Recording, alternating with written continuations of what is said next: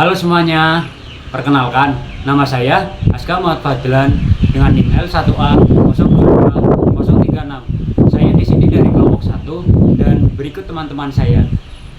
Saya Digma Farafiliana Nida dengan NIM L1A022005.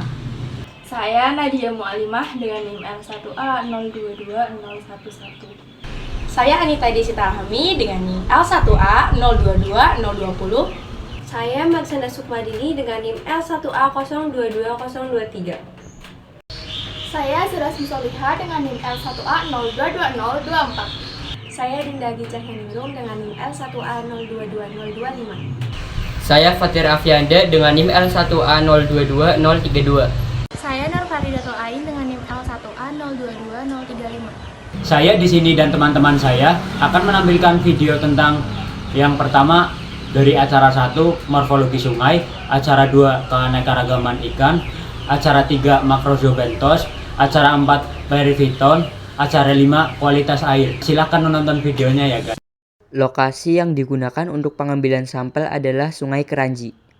Sungai Keranji terletak tepat membelah kota Purwokerto. Subdas Keranji memiliki luas lebih dari 20 km persegi.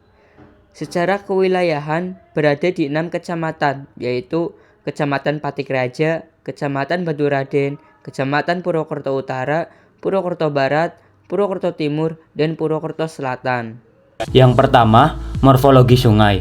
Alat dan bahan yang digunakan untuk acara morfologi sungai adalah meteran, tali 10 meter, pelampung, tiang pancang berskala, stopwatch, dan kamera.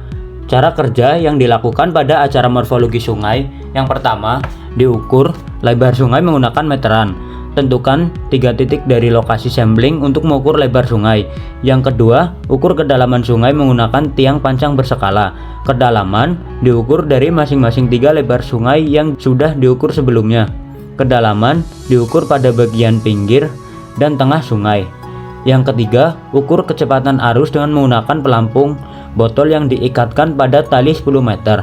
Catat waktu yang diperlukan tali merenggang sempurna.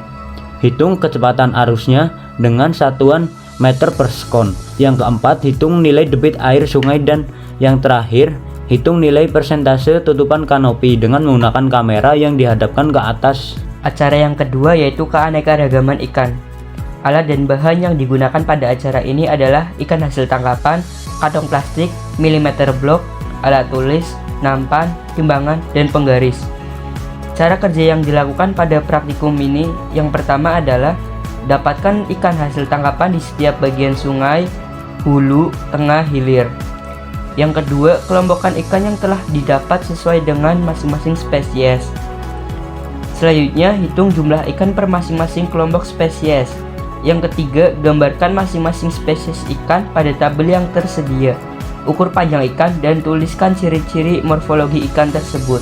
Acara yang ketiga yaitu makrozoobenthos.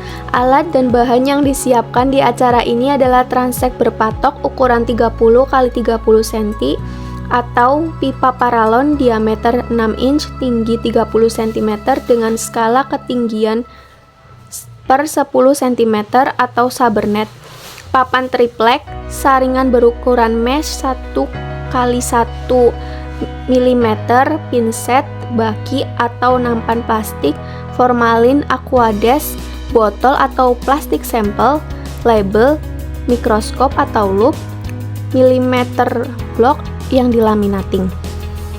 Cara yang dilakukan pada acara ini yang pertama adalah jika menggunakan transek berpatok atau perairan dengan aliran air yang sangat kecil, tempatkan transek pada substrat sungai. Ambil makrozoobenthos yang berada di dalam transek permukaan substrat menggunakan tangan dan simpan dalam kantong sampel. Gali substrat di dalam transek dengan kedalaman kurang lebih 2 cm menggunakan cetok. Tampung substrat pada baki. Saring substrat menggunakan saringan 1 x 1 mm. Pilih dan tampung makrozoobenthos yang tersaring pada kantong sampel. Jika menggunakan paralon atau substrat lunak dengan aliran air kecil, benamkan pipa paralon pada substrat dengan kedalaman 10-20 cm. angkat substrat yang ada di dalam paralon dengan bantuan cetok atau papan triplek. Saring substrat menggunakan saringan 1x1 mm. Pilih dan tampung makrozubentos yang tersaring pada kantong sampel. Hitung jumlah volume substrat yang terangkat pada paralon. Identifikasi makrozubentos yang terambil di laboratorium. Beri keterangan pada tabel pengamatan tentang fauna yang terambil tersebut. Apakah hanya cangkang atau hidup atau masih berisi. Hitung kepadatan, indeks keanekaragaman, dan indeks dominansinya. Acara yang keempat adalah periviton.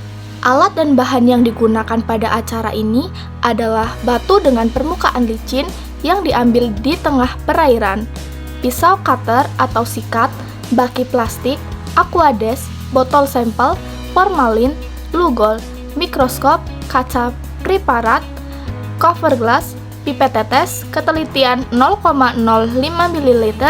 Berikut cara yang dilakukan untuk pengamatan keanekaragaman periviton. Yang pertama adalah ambil batu di perairan yang memiliki permukaan sangat licin.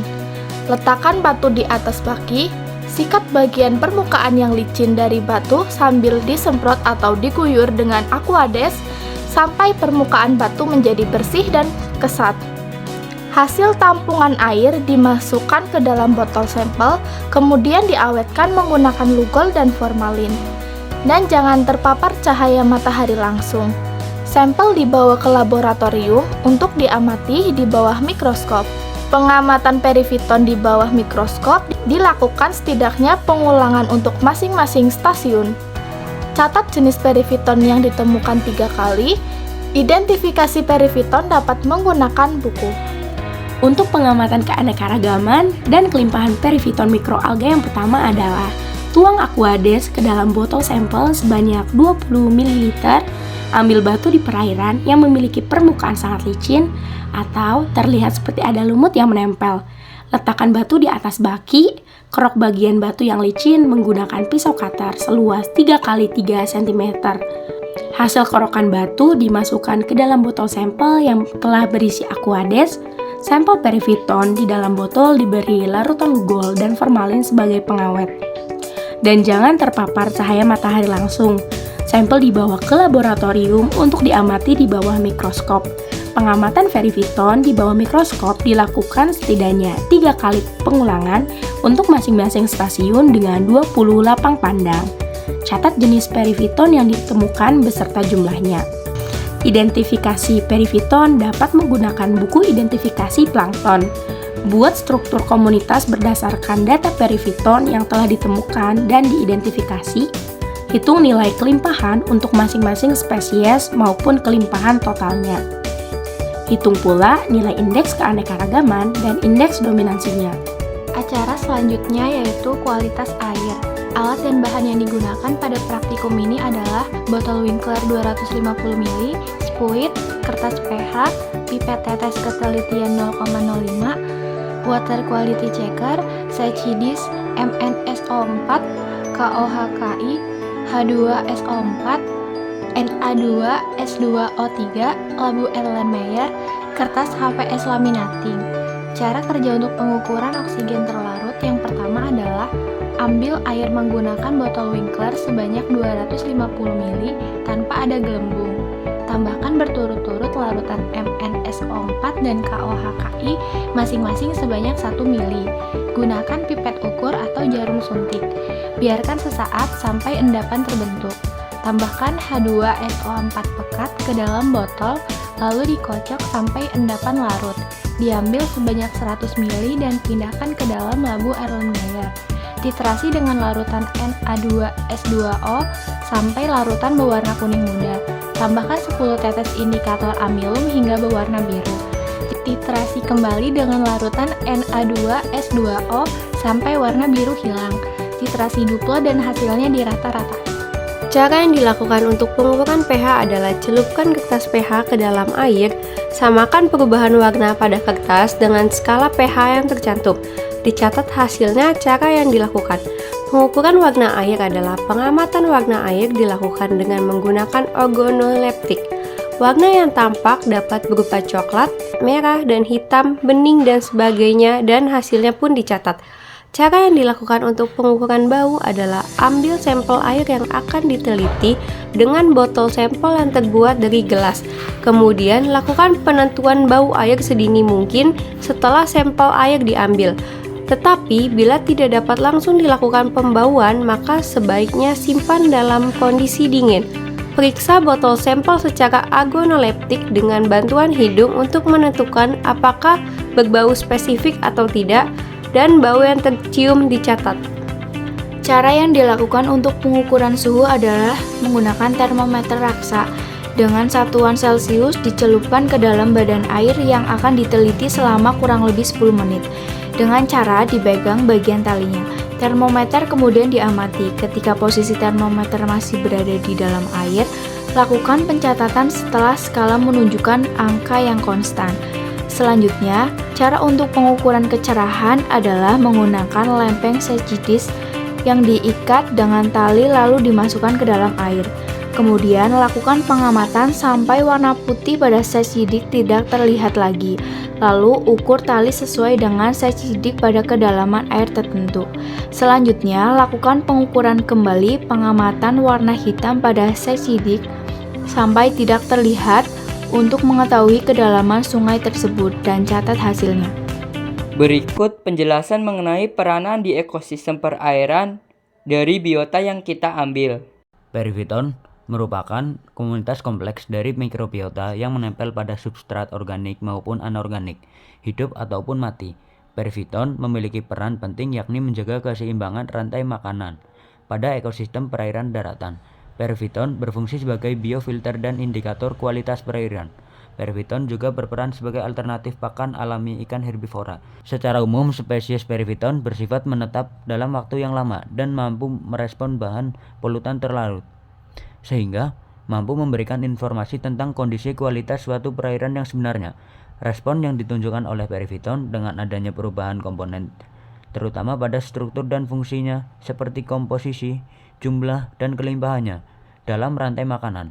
Perubahan inti mempengaruhi pertumbuhan, perkembangan, kelangsungan hidup, dan reproduksi banyak organisme akuatik. Macrozoobenthos mempunyai peranan penting di perairan sebagai bioindikator lingkungan, pemakan alami ikan, bioturbasi sedimen, dan pemakan bahan organik. Berbagai jenis Macrozoobenthos ada pula berperan sebagai organisme kunci dalam jaringan makanan, konsumen primer, dan ada pula yang berperan sebagai konsumen sekunder atau konsumen yang menempati tempat yang lebih tinggi. Macrozoobenthos juga berperan penting dalam perairan, seperti dalam proses dekomposisi dan mineralisasi material organik yang memasuki perairan, serta menduduki beberapa tingkat trofik dalam rantai makanan. Peran ikan dalam ekosistem sungai adalah menjaga stabilitas rantai dan jaring-jaring makanan, di mana ikan memakan organisme lainnya dan mencegah ledakan populasi organisme tersebut yang dapat menyebabkan pengaruh buruk ke dalam ekosistem dan menyumbangkan nutrisi bagi ekosistem. Ikan memiliki peran yang sangat penting karena mereka merupakan spesies kunci di perairan. Gimana nih video tadi? Seru kan? Makasih ya buat teman-teman yang udah nonton. Bye-bye.